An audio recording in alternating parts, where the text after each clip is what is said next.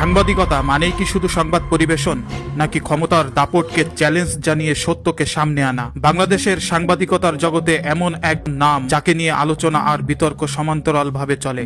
তিনি হলেন ইলিয়াস হোসেন, এক সময়কার জনপ্রিয় টেলিভিশন রিপোর্টার, আজ ৪৭ লক্ষেরও বেশি মানুষের হৃদয়ে জায়গা করে নেওয়া এক ডিজিটাল যোদ্ধা। আজকের ভিডিওতে আমরা জানব ইলিয়াস হোসেনের জন্ম, তার সাহসী কর্মজীবন এবং কেন তিনি দেশ ছাড়তে বাধ্য হয়েছিলেন সেই অজানা সব তথ্য।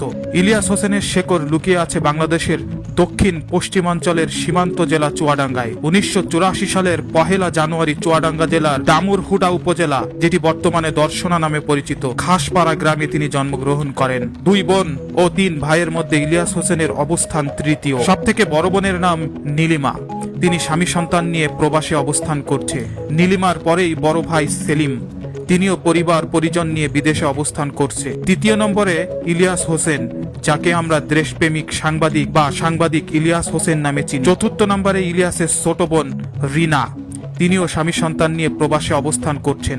এবং সর্বশেষ ইলিয়াস হোসেনের ছোট ভাই আল আমিন হোসেন, তিনি একমাত্র বাংলাদেশে অবস্থান করছেন এবং ইলিয়াস হোসেনেরই অনলাইন চ্যানেল বাংলা এডিশনের সিইও এর দায়িত্ব পালন করছেন। ইলিয়াস হোসেনের পৈতৃক নিবাস কুমিল্লাতে, তার মায়ের বাড়িও কুমিল্লা, অর্থাৎ দাদা বাড়ি এবং নানা বাড়ি কুমিল্লাতে। অনেক আগেই তার বাবা তার মাকে নিয়ে চুয়াডাঙ্গায় চলে আসে, সেখানেই জায়গা জমি কিনে বাড়িঘর করে। পেশাগত জীবনে ইলিয়াস হোসেনের বাবা চুয়াডাঙ্গার দামুরহুদা উপজেলার গহেরপুর ও বাটখেডাঙ্গা প্রাইমারি স্কুলের প্রধান শিক্ষক হিসেবে চাকরি করেছেন। পাশাপাশি গ্রাম্য ডাক্তার হিসেবেও তিনি ছিলেন বেশ পরিচিত। ইসলামিক পরিবার থেকে উঠে আসা মোশাররফ হোসেন কুরআন ও আরবি জ্ঞান থাকায় তিনি মসজিদের ইমামতিও করেছেন। এখন আপনারা যে বাড়িটি দেখছেন, এটি ইলিয়াস হোসেনের বাড়ি।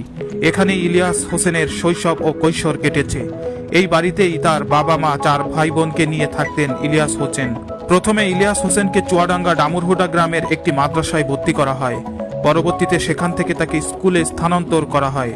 ছোটবেলা থেকেই অত্যন্ত মেধাবী হওয়ায় চুয়াডাঙ্গা থেকে তার সেকেন্ডারি স্কুল জীবনের পরিসমাপ্তি করে ঢাকায় গমন করেন। ঢাকার একটি বেসরকারি ইউনিভার্সিটি, এশিয়ান ইউনিভার্সিটি থেকে ইলিয়াস হোসেন তার স্নাতকোত্তর সম্পন্ন করেন। কর্মজীবনে তিনি ২১ টেলিভিশনের সাংবাদিকতায় যোগ দেন। ইলিয়াস হোসেনের সাংবাদিকতা জীবনের মোড় ঘুরে যায় বেসরকারি টেলিভিশন চ্যানেল ২১ টিভিতে যোগদানের পর। সেখানে তিনি অপরাধ ও অনুসন্ধানীমূলক জনপ্রিয় অনুষ্ঠান ২১ চোখ এর উপস্থাপক ও রিপোর্টার হিসেবে কাজ শুরু করেন। তার রিপোর্ট করার ভঙ্গি, গভীর অনুসন্ধান এবং সমাজের রন্ধে রন্ধে লুকিয়ে থাকা দুর্নীতিগুলো ক্যামেরার সামনে টেনে আনা সাহস তাকে রীতিমতো বিখ্যাত করে তোলে। মাদক ব্যবসা, ভেজাল খাদ্য, হসপিটালের অব্যবস্থাপনা থেকে শুরু করে রাঘব বোয়ালদের কুকীর্তি ফাঁস করে তিনি সাধারণ মানুষের আইকনে পরিণত হন। সত্য বলার পথ কখনোই মসৃণ হয় না।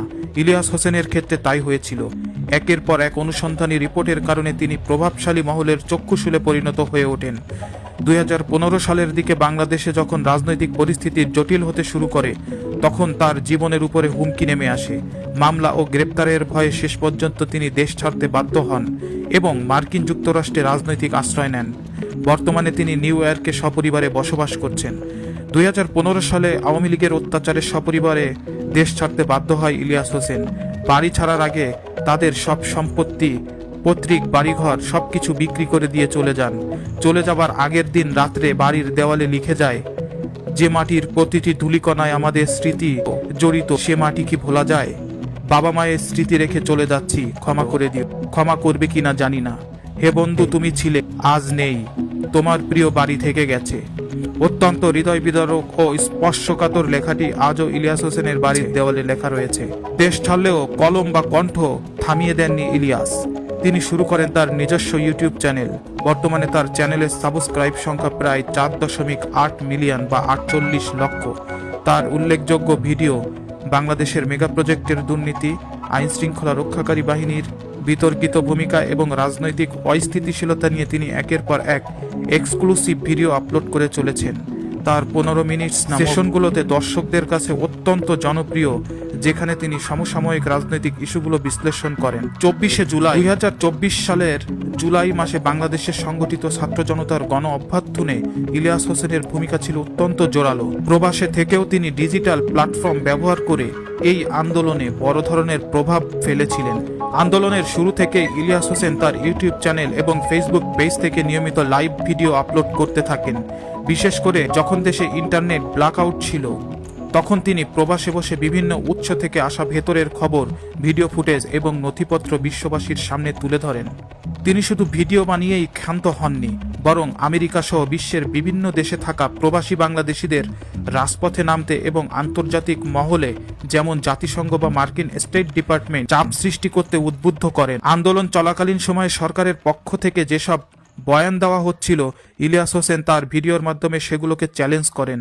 তার ভিডিওগুলো সাধারণ শিক্ষার্থীদের মধ্যে সাহস জোগাতে সাহায্য করেছে, যা তাকে আন্দোলনের অন্যতম একজন ডিজিটাল ইনফ্লুয়েন্সার হিসেবে প্রতিষ্ঠিত করে। রংপুরের আবু সাইদ সহ আন্দোলনে নিহত শিক্ষার্থীদের আত্মত্যাগের খবর এবং ভিডিওগুলো তিনি বারবার প্রচার করেন, যা বিশ্বজুড়ে প্রতিবাদের ঝড় তুলতে সহায়ক হয়েছিল।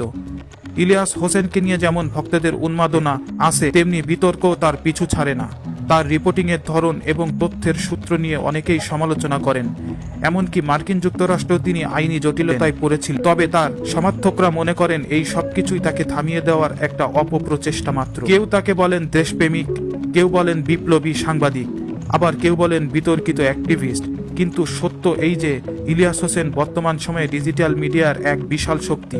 তিনি প্রমাণ করেছেন সীমানা পেরিয়ে দেশের মানুষের জন্য কণ্ঠ তোলা যায়। আপনাদের মনে কি হয়, ইলিয়াস হোসেনের কোন ভিডিওটি আপনাদেরকে সবচেয়ে বেশি প্রভাবিত করেছে?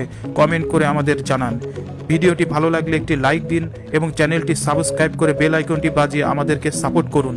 আরও নতুন নতুন ইনফরমেটিভ ভিডিও পেতে অবশ্যই পাশে থাকুন এবং আমাদেরকে ফলো করুন। ধন্যবাদ।